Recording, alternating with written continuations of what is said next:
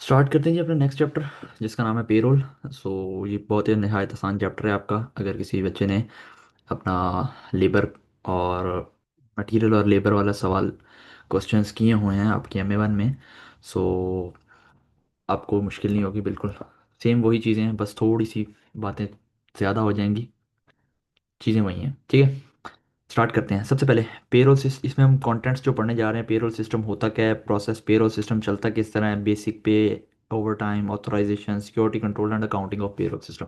ठीक है। ये 7 कंटेंट्स हम इस अपने चैप्टर में पढ़ने जा रहे हैं। तो एक एक करके स्टार्ट करते हैं इनको। अच्छा, पेरोल, देखो, कंपनी में ना हमारे पास एक चीज़ होती है वेज, ठीक है, और एक होती है सैलरी।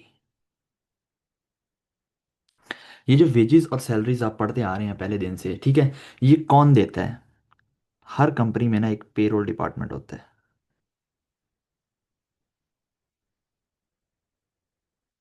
ठीक है। वो आपको ये सारी कंपनी की जितनी भी हमारे पास स्टाफ्स होते हैं ना, उनमें जितनी भी हमने तनख्वाहें देनी होती है, ठीक है, वो कौन करता है? Payrolls department. अच्छा, ये बहुत ज़्यादातर बड़े बिजनेसेस में होता है। छोटे बिजनेसेस में तो सोल ट्रेडर अगर हों तो वो खुद ही अपनी सारी डिस्ट्रीब्यूशन और मैनेजमेंट कर रहा होता है, तो उसमें इस तरह के डिपार्टमेंट्स नहीं पाए जाते, बट लार्ज एंटिटीज़ में ये डिपार्टमेंट पाए जाते हैं। अब पेरोल और पेरोल में वेजेस और सैलरीज का क्या मतलब है? देखो, हम पहले दिन से पढ़ते आ रहे हैं, हमें लग रहा है वेजेस और सैलरीज एक चीज़ है। नहीं, वेजेस अलग हैं, सैलरीज अलग हैं। कैसे? देखो,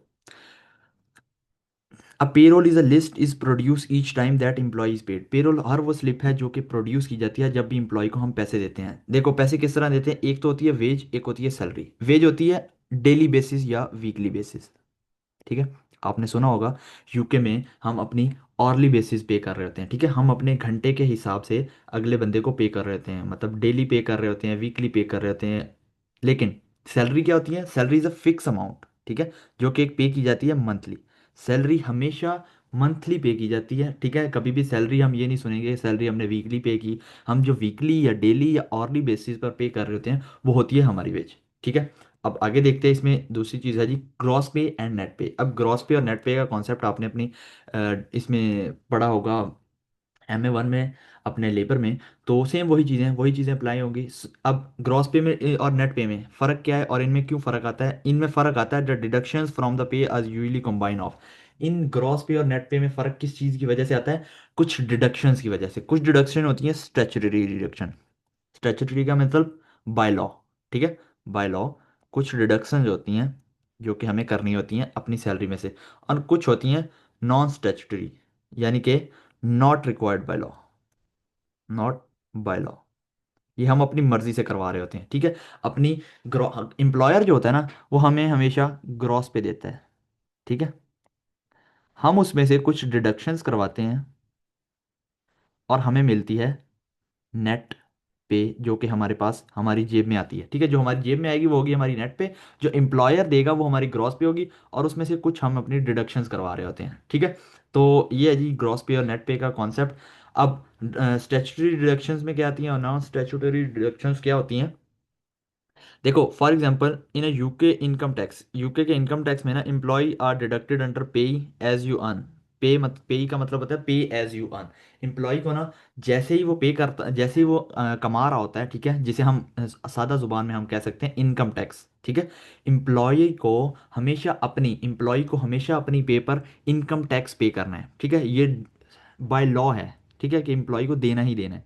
बट कुछ होती हैं नॉन स्टैट्यूटरी, जिसमें हमने कोई सब्सक्रिप्शन ली हो ट्रेड यूनियन से, जब हम, जैसे हम कहते हैं हम एसीसीए के मेंबर हैं, ठीक है, हम अपने जहाँ पर भी काम करेंगे हम उसे कहेंगे भाई हर साल ना आपने मेरी मेंबरशिप पे, जब हर साल जब भी मेरे पैसे आएंगे आपने क्या कहते हैं उसमें से सब्सक्रिप्शन के पैसे एक साइड पे करते जाने, हर महीने, सॉरी, हर महीने आपने सब्सक्रिप्शन के पैसे साइड पे करते जाने, और एंड पे मैं वो क्या कहते हैं मेरी सब्सक्रिप्शन पे हो जाएगी आहिस्ता आहिस्ता, ठीक है। Contribution to employee pension scheme, या हमने किसी पेंशन स्कीम में किया हुआ है, तो ये जो चीज़ें हैं ना ये हमने अपनी मर्जी से की हुई हैं, ठीक है। जो इनकम टैक्स है ना वो हमें अपना देना ही देना है, लेकिन ये जो चीज़ें हैं ये हम अपनी मर्जी से कर रहे हैं, तो ऐसी चीज़ों को कहते हैं नॉन स्टैट्यूटरी डिडक्शंस, ठीक है। जैसे देखो, उसने कहा ग्रॉस पे हमें एम्प्लॉयर देगा, ठीक है, उसमें से हम क्या करेंगे, अपनी जो लॉ के मुताबिक वो डिडक्शंस करवाएंगे, जो हम अपनी मर्जी से करवाना चाहते हैं वो करवाएंगे।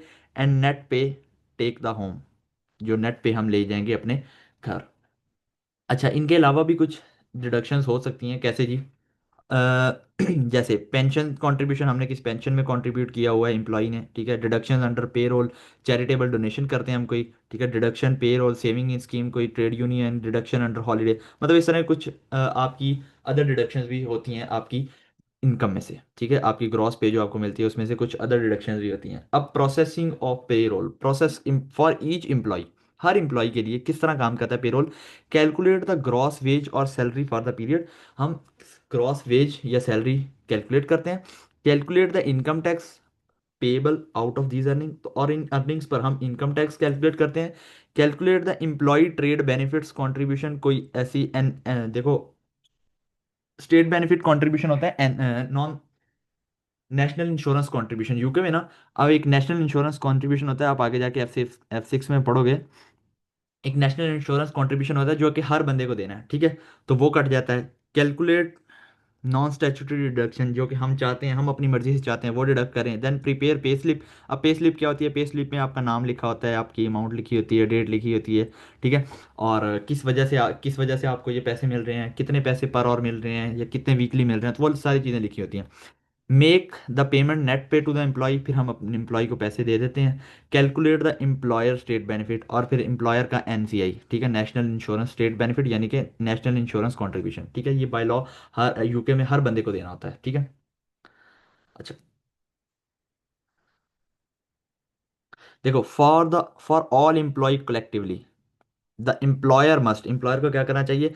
Make the payment of all deduction pay and the employer state benefit to the appropriate organisation. देखो, जब आपको एम्प्लॉयर डायरेक्टली ग्रॉस पे नहीं देता होता, देखो, एम्प्लॉयर ने आपके लिए कैलकुलेट ग्रॉस पे ही की है, लेकिन वो उसमें से कुछ इनकम टैक्स भी अपने पास रख लेता है, और जो आपके बेनिफिट स्टेट बेनिफिट्स हैं वो भी अपने पास रख लेता है, ये सारी चीज़ें जो बाय लॉ रिक्वायर है ना वो अपने पास रख लेता है, बाकी आपको दे देता है।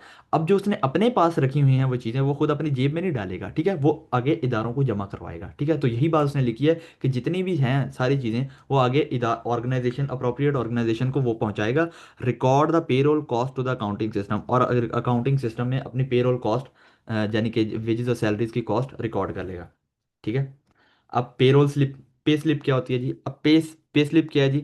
अब pay slip is a company each payment salaries and wages to an employee, हर एम्प्लॉय को सैलरीज और वेजेस देने के लिए एक पेरोल स्लिप बनाई जाती है। अच्छा, इसमें बाकी पढ़ने वाला कुछ खास नहीं है। अब payroll must show detail, gross पे होनी चाहिए उस पर लिखी हुई, डिडक्शंस लिखी होनी चाहिए, एंड नेट पे लिखी होनी चाहिए, ठीक है। ये नीचे उसने एक एग्जांपल भी बना के दी है पे स्लिप की, जिसमें उसने लिखा है ये एम्प्लॉय है, ठीक है, एम्प्लॉय का नाम लिखा हुआ है, ये एम्प्लॉय के इधर कोई नंबर आ जाएगा, ठीक है, 112 एम्प्लॉय नंबर आ जाएगा, ठीक है, N N national insurance number आ जाएगा उसका, ठीक है, टैक्स कोड आ गया, डेट आ गई, टैक्स पीरियड आ गया, किस हफ्ते के लिए दे रहे हैं। अब देखो उसमें इधर लिखी हुई है उसने अमाउंट, कि कितनी अमाउंट हम उसे ग्रॉस देंगे, ठीक है, उसमें से उसकी कुछ डिडक्शंस हो गई, तो ये उसे टोटल अमाउंट मिलनी थी, ठीक है। अब उसमें से कोई लॉ बाय लॉ डिडक्शंस हो गई, ये उसकी थी, उसने खुद अपनी मर्जी से करवाई है, ठीक है। अब ये हो गई है बाय लॉ डिडक्शन, तो नेट पे उसको कितने घर लेके गया होगा? 281 रुपीज़। तो ये सारी चीज़ें अपनी पे रोल स्लिप पर लिखी होती हैं, ठीक है, पे स्लिप पर। अच्छा, making making payment to employee, अब इसमें कोई खास कोई रूल नहीं है। आप देखो, कंपनीज कोई, हम वही बात कर रहे हैं कि कोई हमें 7 दिन के बाद पैसे दे रहा होता है, कोई 30 दिन के बाद दे रहा होता है, मतलब कोई हफ्ते पे चल रहा है, कोई महीने पे चल रहा है, ठीक है, कोई डेली भी दे रहा होता है, ठीक है, कोई 5 दिन के बाद दे, कुछ एम्प्लॉयर 5 दिन के बाद देते हैं, कुछ 4 दिन के बाद देते हैं। तो इसमें यही बात लिखी हुई है कि आप एम्प्लॉयर को अपने एम्प्लॉय को किस तरह पे कर सकते हो। Monthly paid employee will be paid once a month, ठीक है, मंथली में जिसको दे रहे हो उसमें वो हर महीने में देते हैं चाहिए, यानी कि जैसे हम लास्ट मंथ ऑफ कैलेंडर पे दे दें, लास्ट थर्सडे को दे दें, लास्ट सेम डेट को दे दें ऑफ ईच मंथ, 26 को, जैसे हर 26 को हम अपने एम्प्लॉय को, तो ये वही नॉर्मल बातें लिखी हुई हैं। Employee paid by their wages by several wage, अब एम्प्लॉय को हमने तनख्वाहें देनी किस तरह? हम उनको कैश में दे सकते हैं, चेक से दे सकते हैं, बैंक गायरो फॉर्म यानी कि inter bank fund transfer, inter bank जिसे हम कहते हैं fund transfer, then through bank automated clearing system, कोई बैक्स क्लियरिंग सिस्टम के जरिए हम दे सकते हैं, ठीक है। तो ये कुछ तरीके हैं जिनसे हम अपने एम्प्लॉय को पे कर सकते हैं। अच्छा, payment outside to agencies, payment is made regularly by the employer to outside agencies such as tax authority, pension scheme, union, and so on. जो एम्प्लॉयर है ना, उसे जो हमने अभी ऊपर बात की कि वो इनकम टैक्स जो हमारा डिडक्ट कर रहा है, जो और चीज़ें डिडक्शन कर रहा है, उसको अब बाहर वाली अथॉरिटीज़ को देनी है, वो पेमेंट करनी है। The supporting document for these payment, the supporting document for these payment is payroll itself. तो इनके लिए भी हमारे पास जो सपोर्टिंग डॉक्यूमेंट होता है वो हमारा पेरोल ही होता है। ठीक है। अब आगे आ गया जी थ्योरी पार्ट, प्रैक्टिकल पार्ट। ठीक है, अभी हमने थ्योरी पढ़ रहे थे, अभी आगे प्रैक्टिकल पार्ट आएगा। बेसिक पे कैलकुलेशन, थर्ड पॉइंट पे आ गए। बेसिक पे कैलकुलेशन क्या है जी? सच है, बेसिक पे क्या होती है जी? एम्प्लॉय को जो हम नॉर्मली पे कर रहे थे, जो वो डेली अर्न कर रहा था, हम उसे कहते हैं जी हम आपको $7 पर घंटा देंगे। ठीक है, तो ये होगी आपकी बेसिक पे। अदर पे क्या होती है जी? कि आप फर्ज करो कोई ईद या किसी चीज़ की छुट्टियां आ गई हैं, तो उस टाइम पे अगर हम एम्प्लॉय को कुछ दे रहे हैं, ठीक है, तो वो वाली अदर पे आ जाती है, जिसे हम कहते हैं हमारा ओवर टाइम। तो ओवर टाइम हमारा क्या कहते हैं, जैसे हम $7 पे दे रहे हैं, तो हम कहते हैं जी हम टाइम एंड हाफ पे ओवर टाइम दे रहे हैं, यानी कि ₹3.5 उसके साथ और दे रहे हैं, तो हम उसे $10.5 पर घंटा देंगे। ठीक है, उतना टाइम जितने टाइम वो ओवर टाइम कर रहे हैं। ठीक है। Then bonus and commission, bonus and commission किसी भी चीज़ पर हमें पे किया जा सकता है, वो किसी सेल की बेस पर हो सकता है, किसी प्रॉफिट की बेस पर हो सकता है। तो बोनस एंड कमीशन हर बार अलग होता है। ठीक है। Pero-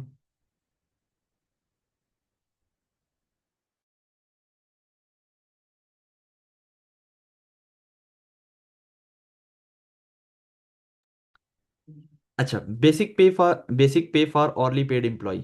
ऑर्ली पेड एम्प्लॉय के लिए बेसिक पे क्या होती है जी? अब इसको बस थोड़ा सा रीड कर लीजिएगा, इसमें कोई खास बात नहीं लिखी हुई। तो अच्छा, रिकॉर्डिंग ऑर्स, रिकॉर्डिंग किस तरह होती है जी? क्लॉक कार्ड, वही जो आपने अपने उसमें पढ़ा होगा। For each employee has a card which is inserted into a machine when it start to working day. जब वो काम करना शुरू करता है तो वो एक कार्ड इंसर्ट करता है, जिसे हम क्लॉक कार्ड करते हैं। ठीक है। And again at the end of the working day, and again at the end of working day. और जब वो जाने लगता है तब भी वो एक कार्ड इंसर्ट करता है। ठीक है। The machine will record the time that start and stop working. तो मशीन एक टाइम रिकॉर्ड कर लेती है कि ये बंदा इतने बजे इस जगह पर आया था और इतने बजे ये इस जगह से लीव कर गया, चला गया। ठीक है, तो ये होता है जी क्लॉक कार्ड। ठीक है, ये नीचे उसे बना के लिया हो। स्मार्ट कार्ड क्या होता है जी? क्लॉक कार्ड में be replaced by smart card. अब क्लॉक कार्ड को हमने रिप्लेस कर दिया स्मार्ट कार्ड से, किया जा सकता है। स्मार्ट क्लॉक कार्ड की जगह स्मार्ट कार्ड दे सकते हैं। दीज रिकॉर्ड, आपने देखा होगा ना, एम्प्लॉय जब जाता है तो इसके गले में उन्होंने कोई एक कार्ड लटकाया होता है हर एम्प्लॉय के। ठीक है, अक्सर आपने ऑर्गेनाइजेशंस में देखा होगा। तो उस कार्ड पे ना एक स्कैनर होता है, तो स्कैनर वो जाके स्कैन करते हैं, जैसे ही एम्प्लॉय अंदर दाखिल होने लगते हैं, और वापसी पर भी वो स्कैनर स्कैन करके निकलते हैं, ताकि उनकी रिकॉर्डिंग हो जाए, आज की हाजिरी हो जाए, जिसे हम कह सकते हैं। ठीक है। These these records are same information, उसमें भी सेम इन्फॉर्मेशन होती है, but it is record the magnetic strip on the card, वही हम जो कह रहे हैं स्कैन कोड होता है। The smart card also be use for the purpose to not related to payroll. किसी और पर्पज के लिए भी हो सकता है। देखो, पेरोल के लिए तो हमने ये कह दिया कि भाई वो आया, उसने स्कैन किया, स्कैन करके अंदर चला गया। ठीक है। अब उस स्कैन करने से क्या हुआ, उसका एक तो रिकॉर्ड होगा पेरोल का, कि भाई इतने बजे वो आया, इतने बजे वो चला गया कंपनी से। दूसरा क्या रिकॉर्ड होगा कि हाँ, मंडे वाले दिन वो आया था, हाँ किसी दिन उसने रिकॉर्डिंग ही, जिस दिन उसने स्कैन ही नहीं किया, ठीक है, उस दिन हमें पता चल जाएगा कि भाई वो आया ही नहीं था इस दिन। ठीक है। तो इससे हमें ये भी पता चल सकता है कितने दिन वो छुट्टियां कर सकता है, तो ये एक अदर देन पेरोल रिकॉर्ड हो सकता है हमारा। ठीक है। अच्छा, then time sheet, each employee is required to fill its last list of hours worked and standard form are known as time sheet. देखो, हर एम्प्लॉय को ना अपने कितने घंटे हैं, उसने किस काम पर कितना काम किया, ठीक है, या एक सुबह 8 से लेकर 9 तक उसने क्या काम किया, 9 से 11 तक क्या काम किया, 11 से 1 तक क्या काम किया, तो इस टाइम को रिकॉर्डिंग करने के लिए यूज होती है टाइम शीट। ठीक है, ये आगे बस कोई रेलिवेंट इन्फॉर्मेशन है, कोई इतनी खास नहीं है इसमें पढ़ने के लिए। ठीक है, आगे चलते हैं।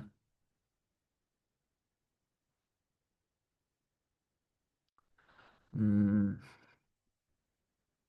अच्छा, कैलकुलेशन ऑफ बेसिक पे, ये जी main point. Calculation of basic pay, देखो, calculate the basic pay for hourly paid workers, the hourly rate is simply multiplied by the number of hours. जितने ऑर्ली रेट है उसको जितने घंटे उसने काम किया उसे मल्टीप्लाई कर दो। ये नॉर्मल चीजें आपने पढ़ी हैं। एक एम्प्लॉय 35 घंटे काम कर रहा है, ठीक है, अगर उसको चार साढ़े चार डॉलर पर घंटा दे रहे हैं, तो इसका क्या मतलब है कि 35 घंटे मल्टीप्लाई बाय 4.5, तो आपका टोटल बन जाता है 157.5। ये आप उसको बेसिक पे दे रहे हो। ठीक है। देन यही बात उसने आगे लिखी है जी, basic pay for salaried staff. Salary वालों के लिए क्या होता है, हमने उसे बता दिया जी कि उसको $3,000 पर महीने के मिलेंगे। ठीक है, तो उसके लिए वो बेसिक पे हो जाएगी। ठीक है, उसको 2,000 डॉलर पर महीने मिल रहे हैं किसी एम्प्लॉय को, उसके लिए बेसिक पे हो जाएगी। तो ये होती है basic pay for salaried staff. उनके लिए वही बेसिक पे होती है जो उनको महीने के एंड पर मिलनी है। ठीक है। देखो, देन अगला कॉन्सेप्ट है जी basic pay for employee paid by piece work. अब पीस वर्क सिस्टम क्या होता है? पीस वर्क सिस्टम का ये होता है कि एम्प्लॉय जितनी चीज़ें बनाएगा, फर्ज करो हम कहते हैं एम्प्लॉय अगर 1 यूनिट बनाएगा तो उसको हम $2 देंगे। ठीक है। तो उसकी टोटल पे हो जाएगी $2। ठीक है। इसी तरह जितने ज़्यादा वो चीज़ें बनाता जाएगा उतने ज़्यादा हम उसको पैसे देते जाएंगे। तो इसका फॉर्मूला क्या होता है? Number of units produce multiply by rate of पे पर यूनिट। कि पर जितने वो यूनिट्स बनाएगा उसको मल्टीप्लाई कर देंगे पर यूनिट रेट के साथ। तो हमने उसके साथ एक रेट फिक्स किया होता है। तो इसको निकालने का ये सिंपल फॉर्मूला, ये आपने पहले भी पढ़ा हुआ है। ठीक है। तो इसमें कुछ खास नहीं है पढ़ने वाला, बाकी आप एक बार थोड़ा रीड कर लीजिएगा, आपको समझ आ जाएगी चीज़। ठीक है। ये उसने कुछ एग्जांपल करके दी हुई है। एंड देन हम आगे चलते हैं। Overtime pay bonus and commission. अब ओवर टाइम बोनस और कमीशन किस तरह है जी? Overtime, normally an employ is required to work for a set of number of hours every week. Normally हर एम्प्लॉय के लिए होता है कि उसने 48 घंटे काम करना है, या 25 घंटे काम करना है, 50 घंटे काम करना है। Therefore however occasion where employer ask the employee to work for long hour. देखो, कोई ऐसा मौका आ जाता है जिसमें सारा स्टाफ जा रहा है, तो किसी एक स्टाफ को हम कहते हैं यार अगर आप आज के दिन भी रुक जाओ ना हमारे साथ, तो हम आपको थोड़े से ज़्यादा पैसे दे देंगे। तो इसे कहते हैं ओवर टाइम। ठीक है। अगर आप ज़्यादा काम करोगे हमारे पास तो हम आपको ओवर टाइम के पैसे देंगे। ठीक है। Overtime must not be confuse with flex time. ठीक है। अब ये कोई बात नहीं है, छोड़ो, इसके आगे चलो।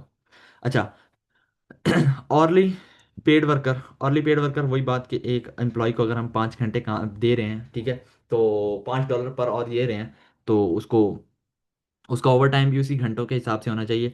Hourly paid workers are paid overtime at various different rate. ठीक है।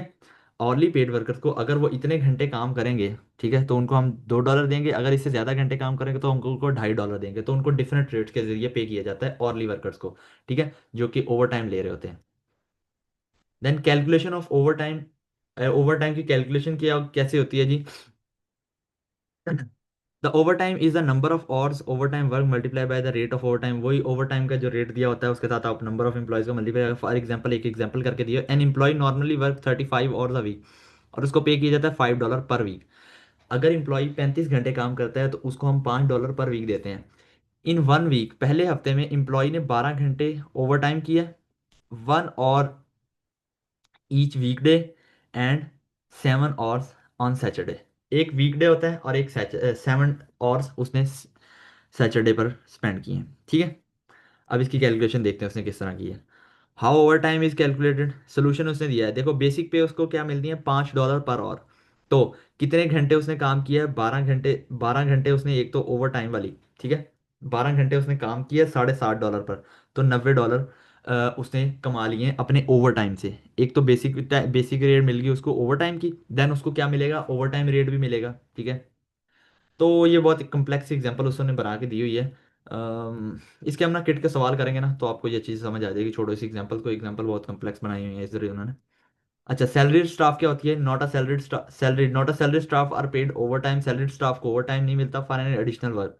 कोई भी अगर वो एक्स्ट्रा काम कर रहे हैं ना, तो उनको सैलरीड स्टाफ को, जिनको हम पैसे देते हैं महीने के, उनको एडिशनल वर्क के पैसे नहीं, वो नहीं मिलता, ओवर टाइम नहीं मिलता नॉर्मली। अब बाकी अगर कोई एम्प्लॉयर देना चाहे तो कोई मसला नहीं है। If there are, the rate at which overtime is paid are vary according to the overtime और वर्क। ठीक है। वही बात कि अगर एम्प्लॉयर अगर देना चाहे तो वो दे सकता है। The difference is that pay of the salaried staff is usually express as annual rate, and this must be converted hourly rate before the overtime is calculated. तो वही बात कि डिफरेंस सैलरी की स्टाफ की हम difference दे सकते हैं। ठीक है। उनको सैलरीज दे सकते हैं अगर हम चाहें। ठीक है। वैसे तो उनकी नॉर्मली फिक्स है, बट हम अगर चाहें तो उनको दे सकते हैं। तो बस इसको बस छोड़ो, बोनस पे आ जाओ। ये है जी मेन चीज़, bonus. Bonus scheme are scheme under which employ receive additional amount of earning and reward of good work and top of normal work pay. देखो, बोनस क्या होता है? बोनस ना आपको हर सवाल में डिफरेंट आएगा। हर सवाल में डिफरेंट होगी कैलकुलेशन बोनस की। जब भी आपको बोनस का सवाल आएगा उसमें कैलकुलेशन डिफरेंस होगी। उसमें वो कहेगा मतलब आपको बोनस किसी चीज़ पर, टाइम आपके सेव पर दिया जा सकता है। देखो, एम्प्लॉय ने आपको कहा था, एम्प्लॉयर ने आपको कहा था मैं आपको 12 घंटे देता हूँ इस काम के लिए। तो अगर आप जितना टाइम इसे सेव करोगे ना, उतने टाइम में आपको उतने टाइम के हिसाब से मैं आपको ओवर टाइम दे दूंगा। फर्ज करो आपने वही काम 8 घंटों में कर लिया, ठीक है, तो आपने कितने घंटे सेव कर लिए? 4। अब हो सकता है एम्प्लॉयर आपको इस चीज़ पर ओवर टाइम के बोनस के पैसे दें कि 4 घंटे जितना आपने टाइम सेव किया ना, तो इसमें इसके हिसाब से मैं आपको बोनस दे सकता हूँ। नॉर्मली यही होता है, ठीक है, कंपनीज में नॉर्मली यही होता है कि बोनस आपको इसी चीज़ पर दिया जाता है। Example of bonus are may earn as, if the department output exceed the set of limit bonus may be paid. देखो जब भी, एक तरीका तो ये हमने पहले पढ़ लिया, दूसरा तरीका ये हो सकता है कि अगर आउटपुट हमारी हमारी सेट लिमिट, हमारी लिमिट थी कि हमने 10,000 यूनिट बनाने हैं साल में, ठीक है, तो साल के एंड पर जाके थे हमने 15,000 यूनिट्स बना रही हैं। तो अगर आउटपुट हमारी इंक्रीज हो रही है तो भी हमें एम्प्लॉयज़ को बोनस दिया जा सकता है। If the sales exceed the target of 1 month, देखो हमने एक मंथ का टारगेट बनाया कि हम 6,000 यूनिट्स बेचेंगे, हमने 6,500 यूनिट्स बेचे, तो टारगेट अचीव हो गया, तो इस टारगेट पर भी हम दे सकते हैं। If the company profit exceed, तो वही प्रॉफिट अगर एक्सीड हो जाएगा तो प्रॉफिट्स भी की बेस पर भी दिया जा सकता है।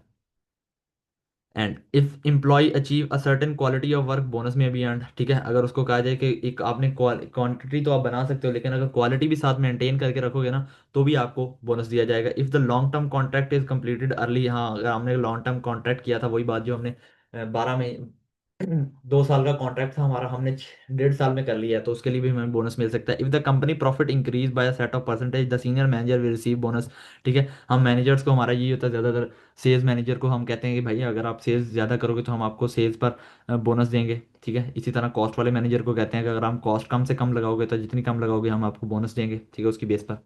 तो ये कुछ बोनस की वेज हो सकती हैं, हम एम्प्लॉयज़ को बोनस देते हैं किस तरह, ठीक है। अब कमीशन है। देखो कमीशन क्या होता है, sorry, In some job, employee are remunerated by basic salary plus an additional amount specially to the related to the performance। देखो कमीशन दिया जाता है एम्प्लॉयज़ को उनकी परफॉर्मेंस की बेस पर। एम्प्लॉय अगर कोई अच्छा परफॉर्म करता है ना, तो उसकी अच्छी परफॉर्मेंस पर उसे कमीशन दिया जाता है। Commission is a paid amount, is an amount paid to employee basis on the employees performance, performance की बेस पर दिया जाता है। अब वो हम किस तरह दे सकते हैं, it is the simplest form, commission will usually expressed as a percentage of sales achieved in a period. वो कहता है जितनी आप सेल्स करोगे, ठीक है, मैं उसका 1% आपको कमीशन दूंगा, ठीक है। तो आप फर्ज करो आपने 1 लाख की सेल्स की हैं, ठीक है, तो आपका कमीशन कितना बनता है, 1%। तो वो कितना बन जाता है जी, 1,000 रुपये आपका कमीशन बन जाएगा, ठीक है। तो ये होती है जी कमीशन की टाइप, इसको कोई ज़्यादा पढ़ने की जरूरत नहीं है। ऑथोराइजेशन, देखो पेरोल की ऑथराइजेशन रिक्वायर्ड क्यों होती है, why authorisation is required, where an employ is paid on the basic hours work or work done, pay will be vary from week to week. देखो जब एम्प्लॉय ना डिफरेंट, अगर हम ऑर्ली बेसिस पर उसको पे दे रहे हैं, तो हर कभी होगा उसने कम हफ्ते में कम काम किया है, कभी ज़्यादा काम किया है, कभी नहीं भी काम किया। तो इसलिए ऑथराइजेशन ज़रूरी है क्योंकि हर बार पैसे चेंज होते हैं, ठीक है। In the payroll department responsibility is to calculate gross pay each day, हर पेरोल की डिपार्टमेंट की रिस्पॉन्सिबिलिटी है कि वो हर रोज़ पे कैलकुलेट करेगा, ठीक है। The payroll department can calculate the gross pay on the basis of the documents and they receive recording the employ or work done, ठीक है। जब वो एम्प्लॉय स्कैन करके बाहर जाएगा तो उसकी रिकॉर्डिंग हो जाएगी, भाई इसने यहाँ इतने दिन, ये सुबह से लेकर शाम तक ये काम किया है, ठीक है। द एम्प्लॉय, तो उस पर फिर हमारा पेरोल डिपार्टमेंट कैलकुलेशन कर लेगा। The employee are often prepare this document, employee खुद भी डॉक्यूमेंट प्रिपेयर करता है, जैसे हमने clock card, job card, time sheet पढ़ा है, ठीक है। It should be not be possible for an employee to overstate the working hours, employee के लिए एथिकली रॉन्ग है कि वो अपने काम को गलत बताए, ठीक है।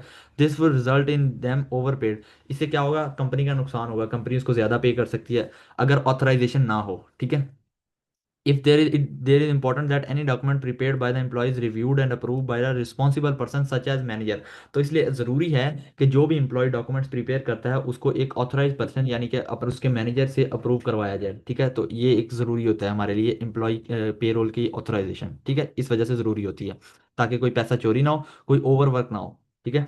How should the document be authorise, ये डॉक्यूमेंट्स किस तरह ऑथराइज होते हैं, the time at which the authorisation required vary, for example vary कर सकते हैं, the orally paid workers who complete the time sheet may need to have leave them the counter sign and each time they complete the different job, तो उन्हें sign करना पड़ता है documents पर कि जब भी वो डिफरेंट काम करेंगे, ठीक है। orally workers who complete job card need to them authorize, उसको जॉब कार्ड ऑथराइज करवा सकते हैं। Salaried staff completing weekly time sheet, salaried staff अपनी वीकली टाइम शीट भर सकते हैं, ठीक है। तो इस तरह से उनको ऑथराइज करवाया जाता है, ठीक है। जब भी वो टाइम शीट अपनी फिल करेंगे वो अपने मैनेजर से जाकर ऑथराइज करवाएंगे, ठीक है। But if the document is not authorise, वही बात जो हमने अभी ऊपर की, चोरी होगी, ठीक है, पैसे हमारे गलत जाएंगे, ओवर पेमेंट होगी, where a defined procedure of authorisation is not followed, जहाँ पर नहीं फॉलो किया जाता, the payroll department should refer the document back to the authorisation before calculating the gross पे।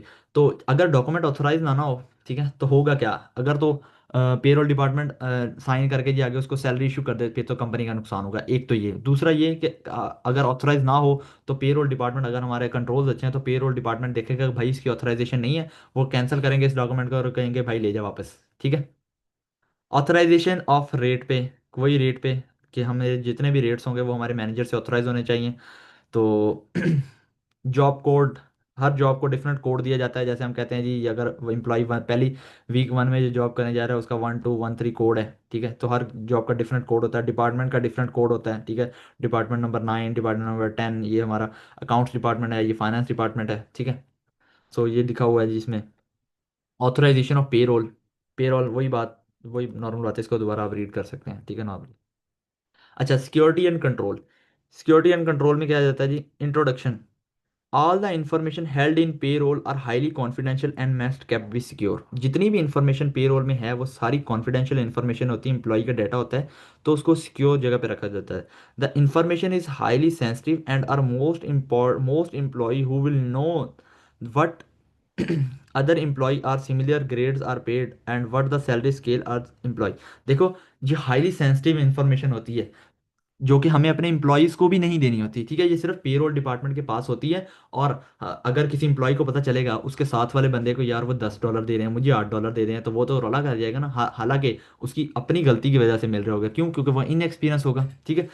Other information is personal to employee such as weather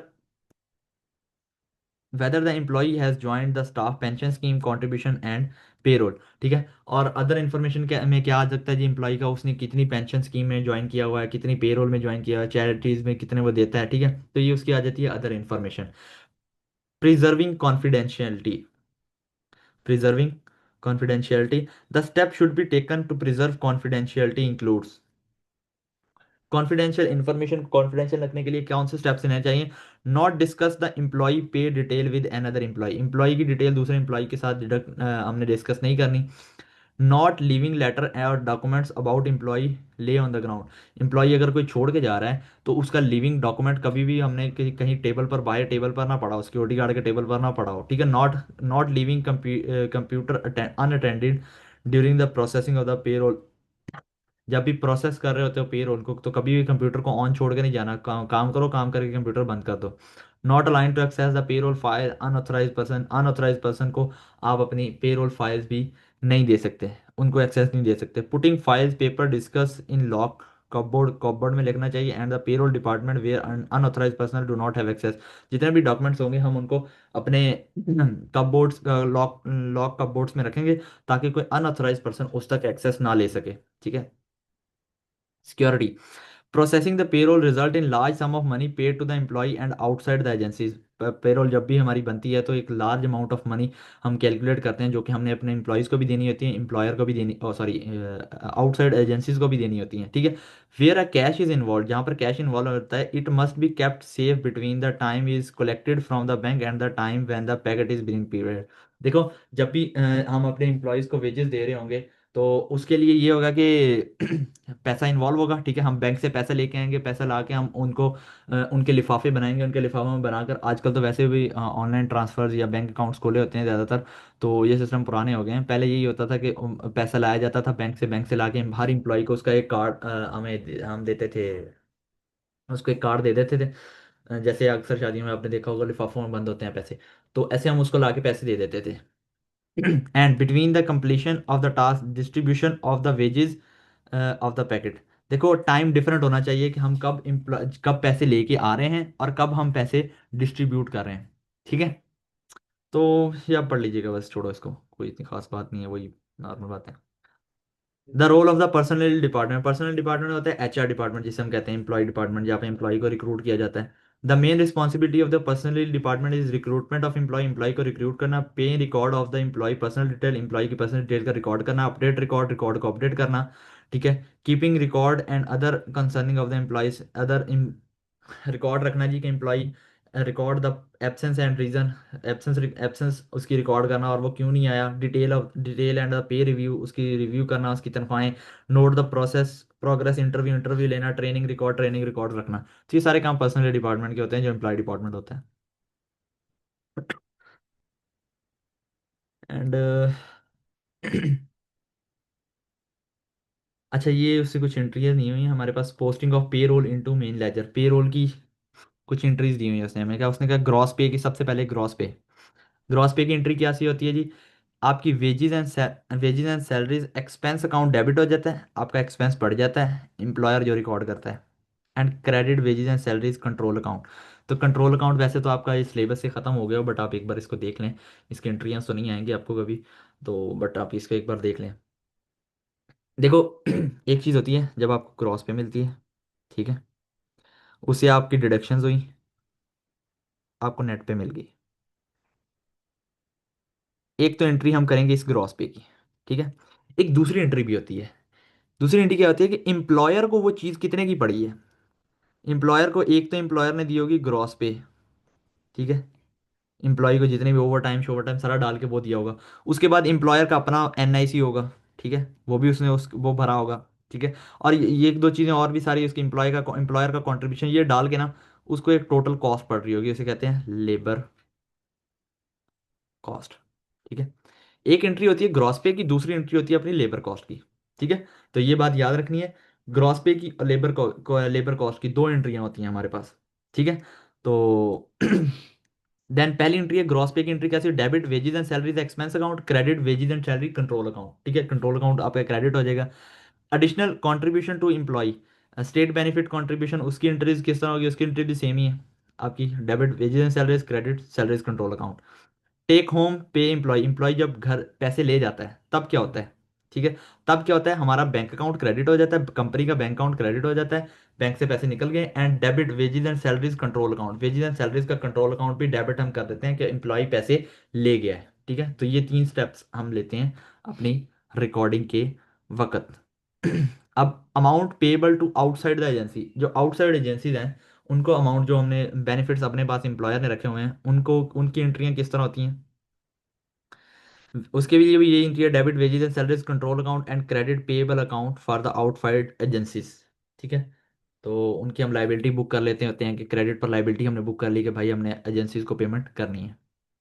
जब हम payment करेंगे तो क्या करेंगे, लाइबिलिटी खत्म कर लेंगे, क्रेडिट को डेबिट साइड पे ले जाएंगे और बैंक अपना क्रेडिट कर देंगे, ठीक है। एंड बाकी ये आपको याद करने की ज़रूरत नहीं है, ठीक है।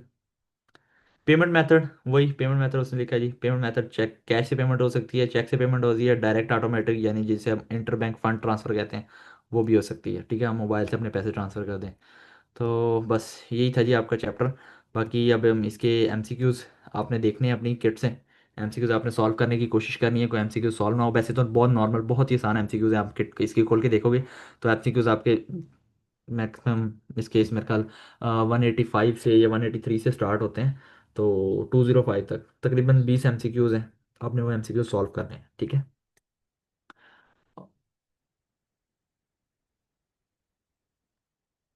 ओके जी, अल्लाह हाफिज़।